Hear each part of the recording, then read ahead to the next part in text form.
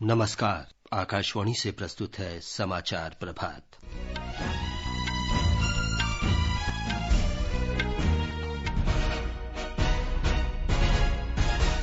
Ukraine में फंसे 600 से ज्यादा भारतीयों को लेकर वायुसेना के 3 विमान आज सवेरे दिल्ली के निकट हिंडन वायुसेना केंद्र पहुंचे। प्रधानमंत्री नरेंद्र मोदी ने रूस के राष्ट्रपति व्लादिमीर पुतिन से टेलीफोन से बातचीत की। दोनों नेताओं ने संघर्ष वाले क्षेत्रों से भारतीयों की सुरक्षित निकासी पर चर्चा की। संयुक्त राष्ट्र महासभा ने यूक्रेन में रूसी कार्रवाई की निंदा करते हुए प्रस्ताव पारित किया। रूस से अपने सैनिक तुरंत वापस बुलाने को कहा। रूस और यूक्रेन के बीच दूसरे दौर की बातचीत आज। उत्तर प्रदेश विधानसभा चुनाव के छठे चरण का मतदान जारी। मणिपुर में दूसरे और अंतिम चरण का चुनाव प्रचार आज शाम समाप्त होगा। प्रधानमंत्री नरेंद्र मोदी केंद्रीय बजट में विश्व के लिए मेक इन इंडिया विषय पर आज एक वेबिनार को संबोधित करेंगे। भारत और श्रीलंका के बीच पहला क्रिकेट टेस्ट मैच कल से मोहाली में।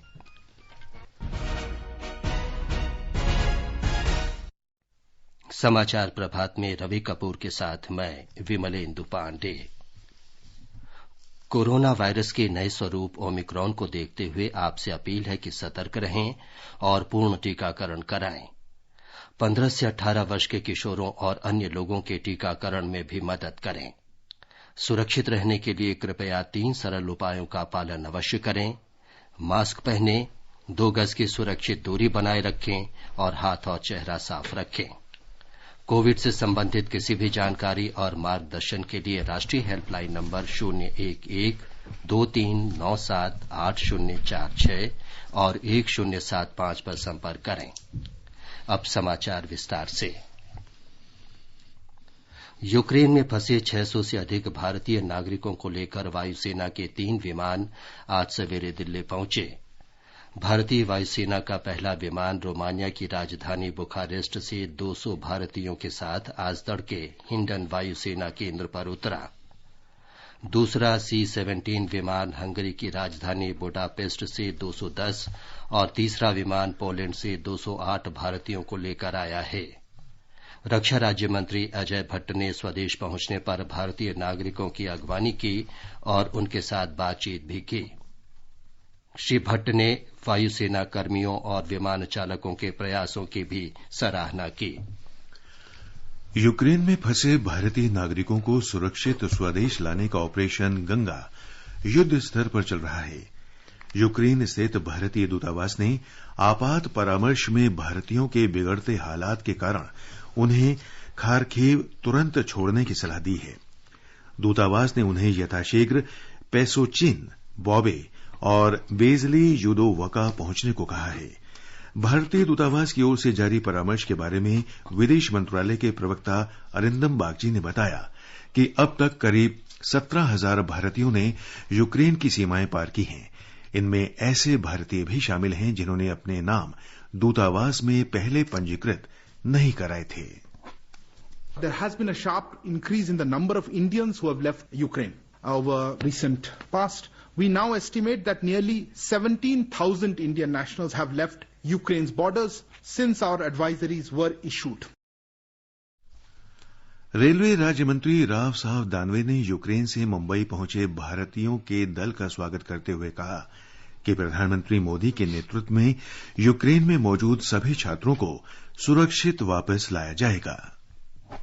देश के प्रधानमंत्री जी के नेतृत्व में उन्होंने गंगा अभियान चलाया है। इसके तहत आप सभी को यहाँ पर लाया गया है। मैं आपसे रिक्वेस्ट करूंगा, आप तो भले भांति यहाँ पर आए हैं, लेकिन जो आपके फ्रेंड है और जो भी कोई वहाँ पर अभी रुके हैं, उनको यहाँ से फोन पर बात करके सबको बता दे कि देश के प्रधानमंत्री आप सभी की चिंता कर रहे हैं। आपके देश में आने के लिए सभी भारतीय आपका इंतजार कर रहे थे। मुझे ऐसा लगता है कि यहाँ आने के बाद हम सभी को यहाँ पर खुशी हुई है। आपको अपने अपने स्टेट में जाना है, आपके जिलों में जाना है। इसके लिए भारतीय रेलवे ने यहाँ पर एक हेल्प डेस्क खोला है, टिकट काउंटर भी खोला है और वहाँ से तुरंत आपको टिकट मिल सकता है। जरूरत पड़े तो हमारे ऑफिसर आपको वहाँ पर गाइड करेंगे। वायुसेना के उप प्रमुख एयर मार्शल संदीप सिंह ने कहा है कि निकासी का कार्य 24 घंटे चलेगा। भारतीय वायुसेना के एक दिन में 4 विमान भेजे जाएंगे और एक बार में 200 लोगों को वापस लाया जा सकेगा। एयर मार्शल संदीप सिंह ने विश्वास व्यक्त किया कि सभी भारतीयों को सुरक्षित स्वदेश लाया जाएगा। एमईए के साथ पूरे कोऑर्डिनेशन के साथ ये ऑपरेशन चल रहा है। सिविल एयरलाइंस वाले जा ही रहे थे, अब कैपेसिटी इंक्रीज करने के लिए जैसे जैसे बिकॉज हमको सारे अपने सिटीजन्स, मेनी ऑफ देम जो स्टूडेंट्स हैं, उनको लाना है एंड ये continuous round the clock operation चलेगा। कुछ सामग्री भी यहां से जा रही है, उसका भी रिलीज एमओडी या पीएमओ करेगी and I am sure will bring all our people back safely. प्रधानमंत्री नरेंद्र मोदी ने यूक्रेन संकट पर रूस के राष्ट्रपति व्लादिमीर पुतिन से टेलीफोन पर फिर बातचीत की। यूक्रेन में वर्तमान युद्ध और विशेषकर खार्किव में फंसे भारतीय छात्रों पर बातचीत केंद्रित रही।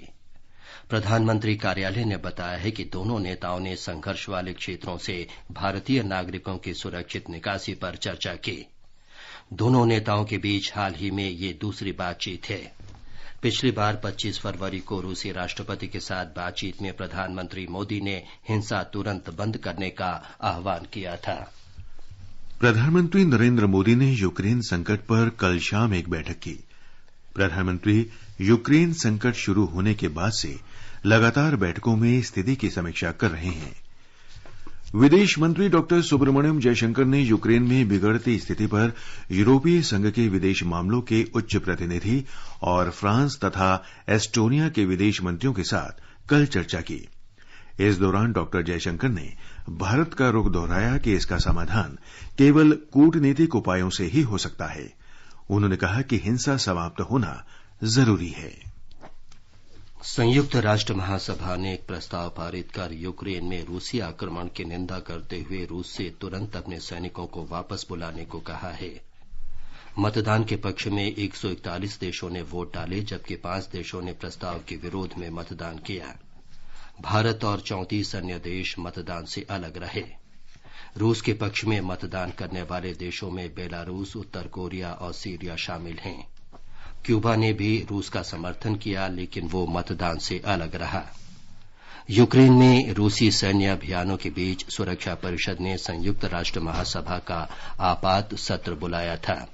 1997 के बाद 1993 सदस्यीय महासभा का ये पहला आपातकालीन सत्र था। इस बीच यूक्रेन के राष्ट्रपति वोलोदिमीर जेलेंस्की ने संयुक्त राष्ट्र महासभा में रूसी कार्रवाई के विरोध में हुए मतदान की सराहना की। रूस और यूक्रेन के बीच मौजूदा संकट को लेकर आज दूसरे दौर की बातचीत प्रस्तावित है। यूक्रेन के राष्ट्रपति के एक सहयोगी ने सीएनएन को बताया कि दोनों देशों के बीच बातचीत का आज दूसरा दौर होगा। रूस की सरकारी एजेंसी RIA ने बताया कि दूसरे दौर की वार्ता बेलारूस में पोलैंड सीमा के निकट होने जा रही है। पहले दौर की बातचीत सोमवार को बेलारूस के सीमावर्ती गोमेल कस्बे में हुई थी। 5 घंटे तक चली बातचीत बेनतीजा रही। उत्तर प्रदेश में विधानसभा चुनाव के छठे चरण का मतदान जारी है।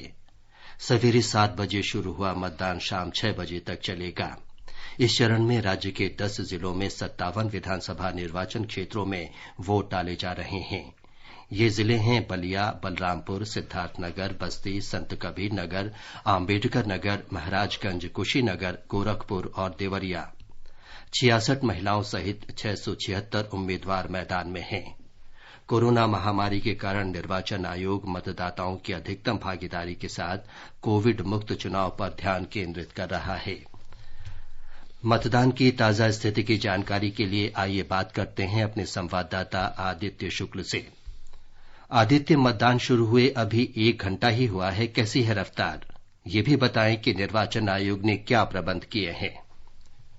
जी विमलेंदु, मैं इस समय गोरखपुर में अभयनंदन इंटर कॉलेज बूथ के पास हूं और यहां 7 बजे से मतदान शुरू हो चुका है। लोग सुबह से ही मतदान के लिए आना शुरू हो गए हैं। लोगों में उत्साह देखा जा रहा है। मुझे कुछ लोग ऐसे भी मिले हैं जो सुबह रोज टहलने के लिए निकलते हैं। ये लोग आज सीधे बूथ पर आए हैं और यहाँ मतदान कर रहे हैं। अभी लाइन इतनी लंबी नहीं है। लोग जल्दी से वोट डाल के फ्री होना चाहते हैं।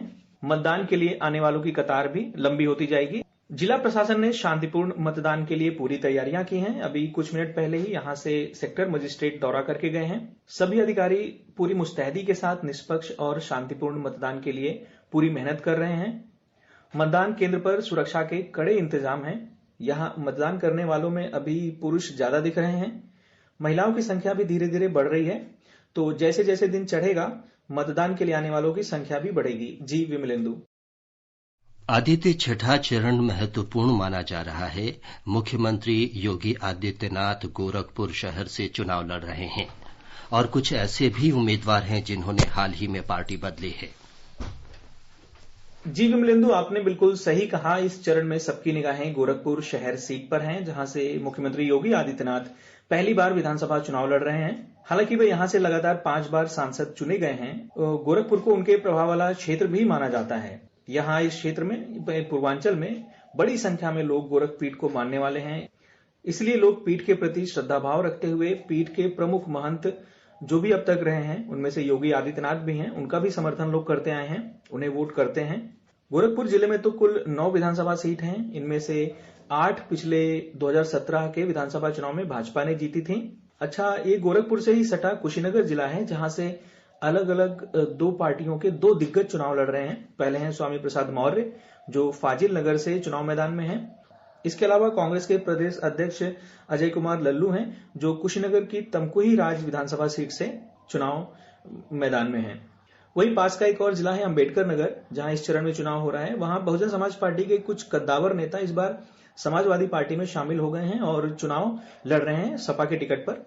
तो बसपा के प्रदेश अध्यक्ष रहे पूर्व मंत्री रामअचल राजभर सपा से चुनाव लड़ रहे हैं। इसी तरह बसपा छोड़कर सपा में आए पूर्व मंत्री लालजी वर्मा भी हैं, जो समाजवादी पार्टी के टिकट पर चुनाव मैदान में है। इस बार इस चरण में भाजपा सरकार के कई मंत्रियों की किस्मत का भी फैसला मतदाता करेंगे आज। धन्यवाद आदित्य इस ताजा जानकारी के लिए। प्रधानमंत्री नरेंद्र मोदी ने कहा है कि उत्तर प्रदेश में लोकतंत्र का उत्सव छठे चरण में पहुंच गया है। श्री मोदी ने मतदाताओं से अपील की कि वे अपने वोट से इस महापर्व में योगदान करें।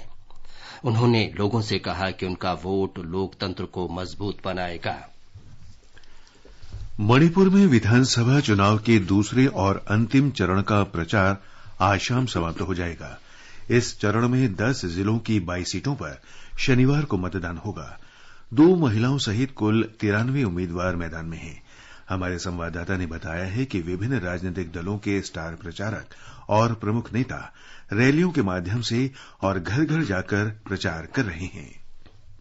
दूसरे चरण के राजनीतिक अभियान के लिए चंद घंटे शेष है। राजनीतिक दल और उम्मीदवार चुनावी रैलियों और घर घर जाकर प्रचार में व्यस्त है। मुख्यमंत्री एन वीरेंद्र सिंह भाजपा उम्मीदवारों के प्रचार अभियान की अगुवाई कर रहे हैं, जबकि अन्य दलों के नेता भी चुनावी प्रचार में लगे हैं। जिन 10 जिलों में शनिवार को मतदान होगा, वे राज्यों में विभिन्न दिशा में फैले हुए हैं और कुछ सीमावर्ती जिले हैं। जिलों में जिरीबाम, थौबाल और कक्सिन घाटी जिले हैं, जबकि शेष 7 पहाड़ी जिले हैं। 1247 मतदान केंद्रों पर मतदान होगा और दूर दराज के क्षेत्रों के लिए तैनात मतदान अधिकारी आज अपनी यात्रा शुरू करेंगे। आकाशवाणी समाचार के लिए इम्फाल से जे थकचोम। और अब आगे बढ़ने से पहले एक नजर मुख्य समाचारों पर। यूक्रेन में फंसे 600 से ज्यादा भारतीयों को लेकर वायुसेना के 3 विमान आज सवेरे दिल्ली के निकट हिंडन वायुसेना केंद्र पहुंचे। प्रधानमंत्री नरेंद्र मोदी ने रूस के राष्ट्रपति व्लादिमीर पुतिन से टेलीफोन पर बातचीत की। दोनों नेताओं ने संघर्ष वाले क्षेत्रों से भारतीयों की सुरक्षित निकासी पर चर्चा की। संयुक्त राष्ट्र महासभा ने यूक्रेन में रूसी आक्रमण की निंदा करते हुए प्रस्ताव पारित किया। रूस से अपने सैनिक तुरंत वापस बुलाने को कहा। रूस और यूक्रेन के बीच दूसरे दौर की बातचीत आज। उत्तर प्रदेश विधानसभा चुनाव के छठे चरण का मतदान जारी। मणिपुर में दूसरे और अंतिम चरण का चुनाव प्रचार आज शाम समाप्त होगा। प्रधानमंत्री नरेंद्र मोदी केंद्रीय बजट में विश्व के लिए मेक इन इंडिया विषय पर आज एक वेबिनार को संबोधित करेंगे। भारत और श्रीलंका के बीच पहला क्रिकेट टेस्ट मैच कल से मोहाली में। भारत को विनिर्माण का वैश्विक केंद्र बनाने के प्रधानमंत्री नरेंद्र मोदी के विजन पर वाणिज्य और उद्योग मंत्रालय आज बजट में मेक इन इंडिया कार्यक्रम के लिए किए गए उपायों के बारे में एक वेबिनार आयोजित करेगा। प्रधानमंत्री नरेंद्र मोदी वेबिनार में विश्व के लिए मेक इन इंडिया के विजन के बारे में सभी प्रतिभागियों को विशेष रूप से संबोधित करेंगे। वे व्यापार में सुगमता कार्यक्रम के दूसरे चरण को ध्यान में रखकर केंद्रीय बजट 2022-23 में शामिल किए गए प्रावधानों पर भी प्रकाश डालेंगे। सूक्ष्म लघु एवं मध्यम उद्योग मंत्रालय के सचिव बीबी स्वैन ने आकाशवाणी से विशेष बातचीत में बताया कि वेबिनार में मंत्रालय के भविष्य की रूपरेखा पर चर्चा होगी।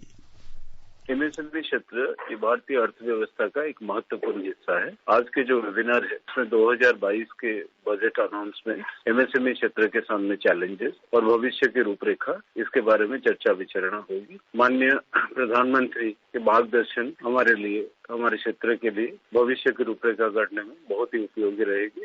ये आशा करते हैं कि 2022 में एमएसएमई क्षेत्र में जो सिग्निफिकेंट डिक्लेरेशन हुए हैं, बजटरी डिक्लेरेशन, ये क्षेत्र को बहुत आगे ले जाए। संचार और सूचना प्रौद्योगिकी मंत्री अश्विनी वैष्णव आज नई दिल्ली में तीसरे एनआईसी टेक सम्मेलन का उद्घाटन करेंगे। 2 दिन के सम्मेलन का आयोजन राष्ट्रीय सूचना केंद्र एनआईसी कर रहा है। एनआईसी ई गवर्नेंस के लिए उपयुक्त उभरती तकनीकों पर ध्यान केंद्रित करते हुए टेक सम्मेलन का आयोजन कर रहा है। महाराष्ट्र विधानसभा का बजट सत्र आज से मुंबई में शुरू होगा। राज्यपाल भगत सिंह कोश्यारी के अभिभाषण के साथ सत्र की शुरुआत होगी। वित्त मंत्री अजित पवार 11 मार्च को बजट पेश करेंगे। भारत और श्रीलंका के बीच 2 क्रिकेट टेस्ट मैचों की श्रृंखला का पहला मैच कल से मोहाली में खेला जाएगा। रोहित शर्मा की कप्तानी में ये पहला टेस्ट मैच खेला जाएगा। रोहित और मयंक अग्रवाल पारी की शुरुआत करेंगे। पूर्व कप्तान विराट कोहली का ये 100वां मैच होगा। मोहाली में मैच की तैयारियां पूरी कर ली गई हैं। दर्शकों को 50% क्षमता के साथ मैच देखने की अनुमति होगी। आईसीसी महिला क्रिकेट विश्व कप कल से न्यूजीलैंड में शुरू हो रहा है। पहला मैच न्यूजीलैंड और वेस्टइंडीज के बीच होगा। विश्व कप में 8 टीमें हिस्सा ले रही हैं। 31 दिन तक चलने वाला ये टूर्नामेंट लीग प्रारूप में खेला जाएगा, जिसमें सभी 8 टीमें एक दूसरे से खेलेंगी। शीर्ष 4 टीमें सेमीफाइनल के लिए क्वालीफाई करेंगी। टूर्नामेंट में न्यूजीलैंड के 6 शहरों में 31 मैच खेले जाने हैं। आजादी का अमृत महोत्सव के अंतर्गत आइए अब सुनते हैं आकाशवाणी की विशेष प्रस्तुति आजादी का सफर। आजादी का अमृत महोत्सव।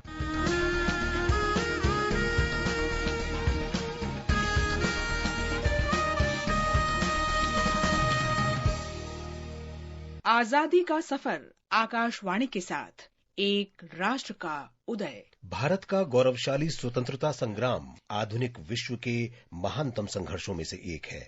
आकाशवाणी समाचार आपके लिए प्रतिदिन इस संग्राम की एक झलक लेकर आता है।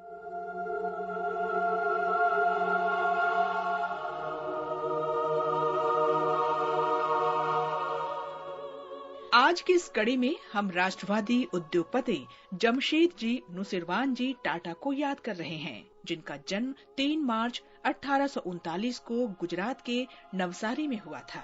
वे देशभक्त और मानवतावादी थे, जिनके आदर्शों और दूरदृष्टि ने टाटा का विशाल कारोबारी समूह खड़ा किया।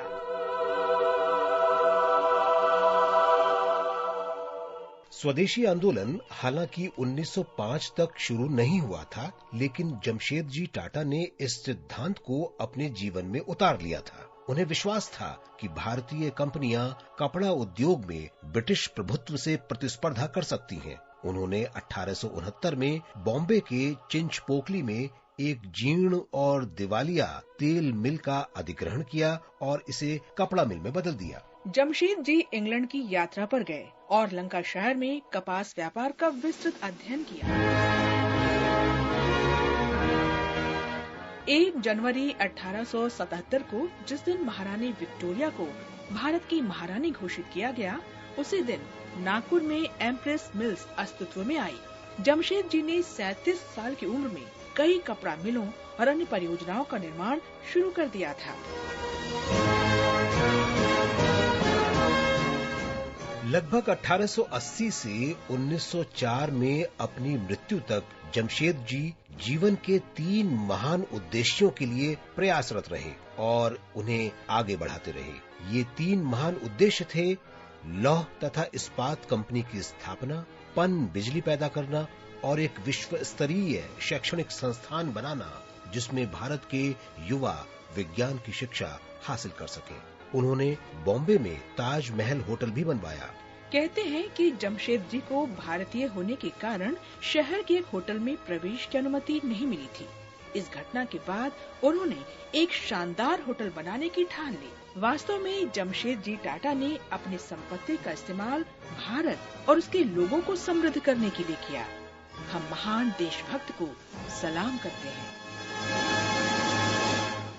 किसी का यूं तो हुआ कौन, उम्र भर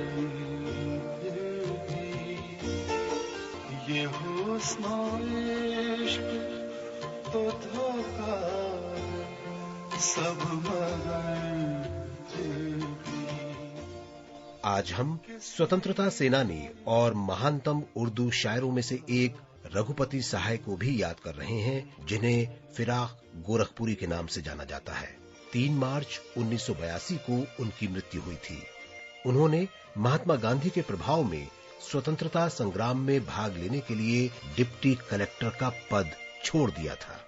फिराक गोरखपुरी का जन्म 28 अगस्त 1896 को उत्तर प्रदेश के गोरखपुर में हुआ था। उन्होंने कम उम्र से ही उर्दू अदब की बुलंदियों को छू लिया था। उन्होंने अपने समकालीन अल्लामा इकबाल, फैज अहमद फैज, कैफी आजमी और साहिर लुधियानवी जैसे प्रसिद्ध उर्दू शायरों की मौजूदगी के बावजूद इस क्षेत्र में अपनी पहचान बनाने में कामयाबी हासिल की।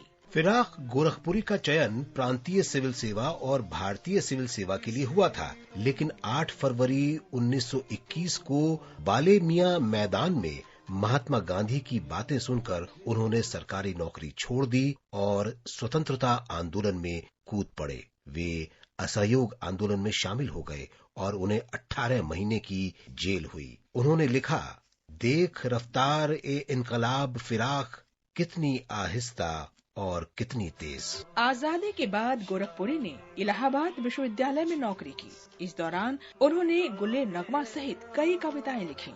उन्हें ज्ञानपीठ पुरस्कार से नवाजा गया और उर्दू में 1960 का साहित्य अकादमी पुरस्कार मिला। 1968 में उन्हें पद्म भूषण और सोवियत लैंड नेहरू अवार्ड मिले।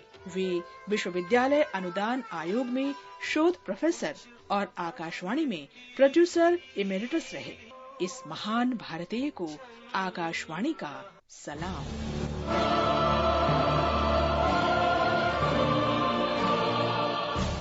आज हम बिहार के शाहाबाद के स्वतंत्रता सेनानी सीताराम दुबे को भी याद कर रहे हैं, जिन्होंने 1920 के असहयोग आंदोलन, 1930 के सविनय अवज्ञा आंदोलन और 1942 के भारत छोड़ो आंदोलन में सक्रिय रूप से भाग लिया था। 3 मार्च 1943 को पटना कैंप जेल में उनकी मृत्यु हो गई। धरती के इस महान सपूत को हमारा नमन। इसके साथ ही आजादी का सफर आकाशवाणी समाचार के साथ श्रृंखला का ये अंक समाप्त हुआ। मिलते हैं कल अगली कड़ी में।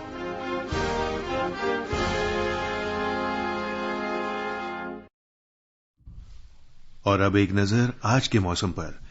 राजधानी दिल्ली में आज गरज के साथ बारिश हो सकती है। मुंबई और कोलकाता में आसमान साफ रहेगा। चेन्नई में आंशिक रूप से बादल छाए रहेंगे। उत्तर में श्रीनगर में बारिश या बर्फबारी हो सकती है। जम्मू, लेह, गिलगित और मुजफ्फराबाद में आंशिक रूप से बादल छाए रहेंगे। जम्मू में छिटपुट बारिश हो सकती है। पूर्वोत्तर में गुवाहाटी और शिलंग में आंशिक रूप से बादल छाए रहेंगे। इम्फाल में आसमान साफ रहेगा। ये समाचार हमारी वेबसाइट newsonair.gov.in/hindi पर भी उपलब्ध हैं। रवि, अब बताएं कि आज के समाचार पत्रों में क्या विशेष है। विमलेंदु, यूक्रेन संकट अखबारों की बड़ी खबर है। जनसत्ता की सुर्खी है, यूक्रेन से निकाले 17,000 भारतीय, सभी भारतीयों से खारकीव छोड़ने के लिए कहा। दैनिक जागरण का कहना है, कॉरिडोर बनाकर भारतीयों को निकालेगा रूस। प्रधानमंत्री मोदी से वार्ता में रूसी राष्ट्रपति ने दिया आश्वासन। यूक्रेन के युद्धग्रस्त इलाकों में फंसे हैं भारतीय। पंजाब केसरी लिखता है, खारकीव पर रूसी कब्जा और राजधानी कीव मुख्य टारगेट। अमर उजाला का शीर्षक है, 800 भारतीयों को लेकर आ रहे वायुसेना के ग्लोब मास्टर विमान। अब तक 15 विमानों में लौटे 3,352 लोग। नवभारत टाइम्स की टिप्पणी है, ऑपरेशन गंगा की धारा तेज, हवाई रक्षक 3-4 दिन में सभी को ले आएंगे। युद्ध के बीच यूक्रेन पोलैंड बॉर्डर पर सिखों ने लगाया लंगर, विदेशियों को भी दे रहे मदद। 24 घंटे हो रही सेवा, यूक्रेन से आ रही ट्रेनों में भी पहुंचाया जा रहा है खाना। दैनिक भास्कर की विशेष खबर है, यूक्रेन से लौटे 16,000 मेडिकल छात्रों को देश में दाखिले की गुंजाइश तलाश रहा केंद्र। अंत में मुख्य समाचार एक बार फिर। यूक्रेन में फंसे 600 से ज्यादा भारतीयों को लेकर वायुसेना के 3 विमान आज सवेरे दिल्ली के निकट हिंडन वायुसेना केंद्र पहुंचे। प्रधानमंत्री नरेंद्र मोदी ने रूस के राष्ट्रपति व्लादिमीर पुतिन से टेलीफोन से बातचीत की। दोनों नेताओं ने संघर्ष वाले क्षेत्रों से भारतीयों के सुरक्षित निकासी पर चर्चा की। संयुक्त राष्ट्र महासभा ने यूक्रेन में रूसी कार्रवाई की निंदा करते हुए प्रस्ताव पारित किया। रूस से अपने सैनिक तुरंत वापस बुलाने को कहा। रूस और यूक्रेन के बीच दूसरे दौर की बातचीत आज। उत्तर प्रदेश विधानसभा चुनाव के 6ठे चरण का मतदान जारी। मणिपुर में दूसरे और अंतिम चरण का चुनाव प्रचार आज शाम समाप्त होगा। प्रधानमंत्री नरेंद्र मोदी केंद्रीय बजट में मेक इन इंडिया के अंतर्गत विश्व के लिए प्रस्तावित उपायों के बारे में आज एक वेबिनार को संबोधित करेंगे। और भारत और श्रीलंका के बीच पहला क्रिकेट टेस्ट मैच कल से मोहाली में। इसके साथ ही समाचार प्रभात का ये अंक समाप्त हुआ। नमस्कार।